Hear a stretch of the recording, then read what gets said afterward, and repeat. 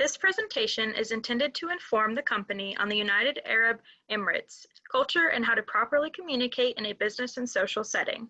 We will explain key social and religious differences, as well as how to greet people during business interactions. While doing our research on this country, we noticed that it's a little harder for a lot of people to find the UAE when looking at a map. So looking at this, you might not see it. So let's try zooming in. Still kind of hard to figure out where the UAE is. So hopefully this last photo will help clarify. The UAE is right there, a tiny little country right next to Saudi Arabia. And to show how small this country actually is on this map of the United States East Coast, where the red part is the size of Saudi Arabia, which falls slightly over Virginia, Maryland, and Delaware. The United Arab Emirates is known for the city of Dubai, which is big on tourism and business.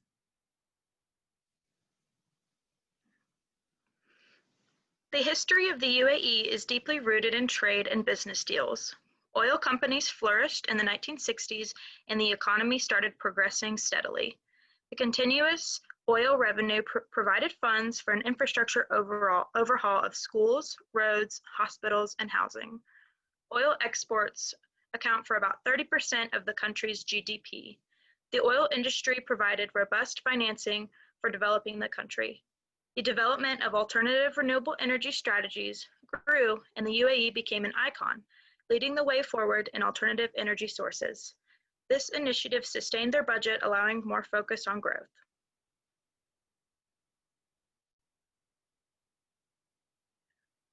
When greeting people, address them by their title because status is important in the UAE. Light handshakes are also appropriate, and after the handshake, the hand should be placed on the chest as a sign of respect. Social differences in the UAE are not much different than in the United States. Some of the different key points in the way that someone would greet a group of people in a room. In the UAE, you should make a point of greeting every man in the room, starting with the host. Men should not shake hands with a woman unless the woman initiates the handshake. However, in a more casual situation, women may kiss each other on the cheek. Knowing how to sit while you're in the UAE is also important as well. In public in the UAE, it is very rude to slouch or show the bottom of your shoes. Also, crossing your legs and pointing your feet at someone else in the room is also very rude. There are not too many differences between the UAE and the US, but there are little things that are not as straightforward as in America. The next part you need to understand when traveling to the UAE is the amount of women in the workplace. As you could see in the chart to the right, understanding that there are far less women over the age of 20 than there are men in the UAE. Both countries, however, are beginning to open doors for women to be successful in business, government, and education. Women hold about 2/3 of the public sector jobs in the UAE, and women business owners account for 10% of the total private sector of the UAE. And knowing how to dress is very important as well, but we will be addressing that more in detail later on in this presentation. Religious differences. So religion, like in many other countries, plays an important role in shaping local customs and etiquette, and this is no exception in the UAE. As seen in the figure to the right, over 80% of the population of the UAE is Muslim, but they are still very tolerant of other religions and try to meet the needs and wants of people from different cultures, backgrounds, and faiths. When traveling, it is important to still try to respect the religion and to one's ability, best of one's ability. Views on alcohol. Although many Muslims do not drink alcohol, it's available in restaurants and nightclubs. If you choose to drink, drink moderately. Drunken behavior is seen as extremely poor etiquette and can land someone to be subject to a type of public order offense. Views on dress. To go into it briefly, no matter how hot it is in the UAE, the more modest someone can dress, the better. If women decide to wear a cloth headwear, know that there's also 4 different kinds that we'll address later on. Views on cleanliness. This is important because it might be something that you might not realize prior. Cleanliness is very important to the Muslim religion. Some places may expect you to have different shoes when you go indoors. And also pay attention to what hands you are using. The left hand is seen as very dirty and the right is seen as clean. Some other views that are important to know that Muslims tend to pray 5 times a day in the direction of Mecca. This is important when you're planning business meetings, times to meet up, the spaces that you will be doing it in, and so forth. Please try and schedule around these prayer times so that any one of the Muslim faith that you may be working with will have time to perform the religious duties. If you want more information on the Muslim community and religious practices in the UAE, look in the article Etiquette in the United Arab Emirates that is noted in our resources of this presentation.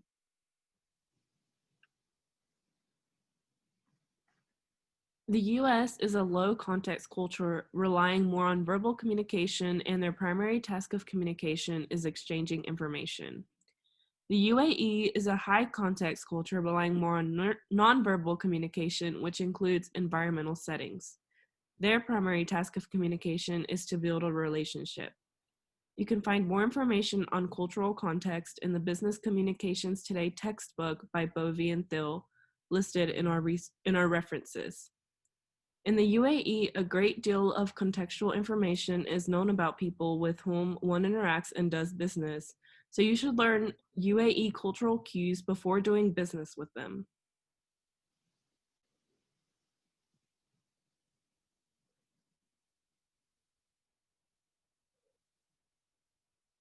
The respectful space between people is arm's length unless it is a family member or a friend of the same gender.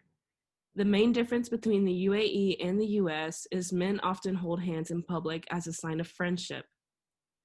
The OK symbol used in the US should not be used in the UAE. In the UAE, this is a symbol of the evil eye or a threat. Most facial expressions we use are learned at a young age through our culture.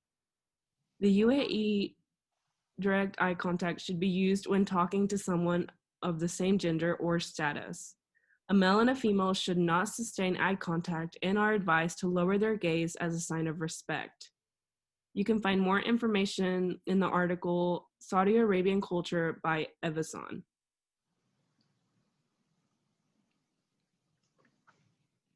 First impressions are important when it comes to being a successful business person. In the UAE, it is important to dress conservatively and modestly, even in the hot climate. All men and women should keep their shoulders and backs covered and also wear long pants. Women should avoid wearing low-cut tops, and if they choose to wear a skirt, they should make sure it is long and loose. If someone intends on visiting a mosque, especially women, they should dress very modestly and cover their arms, legs, and hair.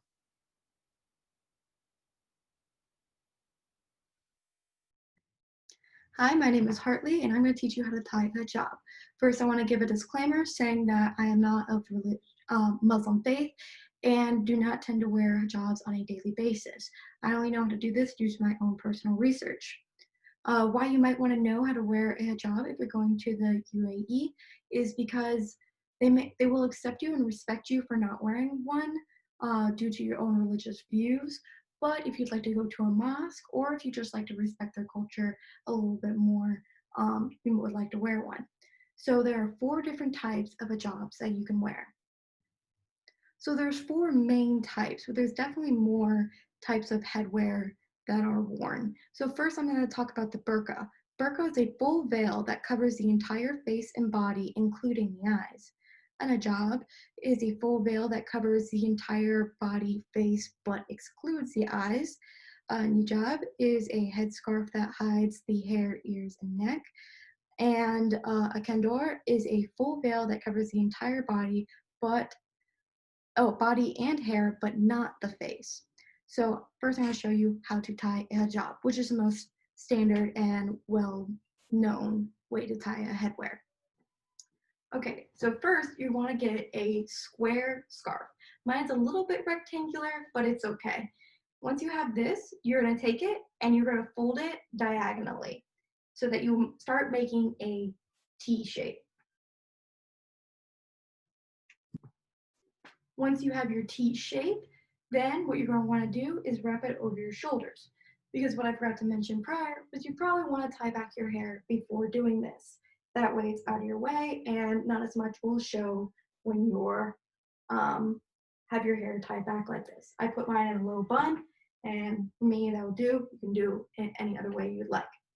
So what you do is you have the T, the pointy part of your triangle, and you're going to have that on the back, and you're going to wrap the rest over your head like this.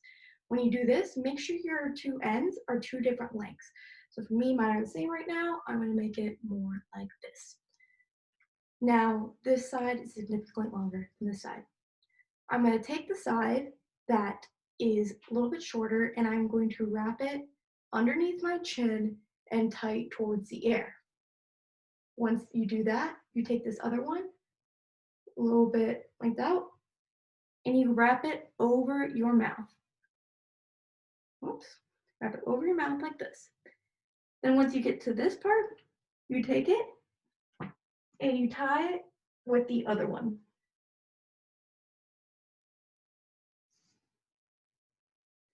And then when you tie it like that, all you do is tuck it in so it lays flat. Make sure it's tight enough, readjust to how you may need to, and there you go. Your hair is now covered and your face is covered mostly as well. You can also wear it with just your face down like this, so your face is showing but not your hair. And if you want, you could push it back a little bit and have a little bit of your hair showing, which is fine in some cases. And then lastly, that's mostly how you do a hijab, but of course there's other ways to wear it. If you wanted to, and it's maybe not a windy day, you could take this last one, pull it down, have the other one back. Everything is still covered, but it's still held back.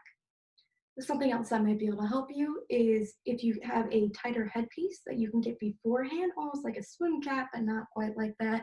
That can also block your hair from being covered, even if your scarf does come up. So that is how you do and wrap a basic hijab. Here are our top 5 recommendations to remember when doing business with the UAE. Make sure you understand the difference in culture before doing business with this country. This makes communication easier and you will earn respect of their people. Dress conservatively for business meetings. Women should avoid low-cut tops and skirts, opting for more loose-fitting clothing. Respect personal space when interacting with UAE citizens, especially of the opposite sex. An arm's length apart is a good distance. It is important to develop a personal relationship before doing business. In-person meetings are preferred, as phone calls and emails are considered impersonal. Start by addressing people by their title as a sign of respect. Make a point of greeting every man in the room, beginning with the host. Do not shake hands with a woman unless she initiates the handshake first. We would like to thank you for listening to our presentation. And if you have any more questions, please contact our team. And as you can see, our phone numbers and emails are listed here for you to mark down. And if you'd like to know more about where we got our research and what we were looking at, here are many references to help make this presentation possible. And also, you should be getting a report as well that has our information outlined and detailed as well. So feel free to reference that as well.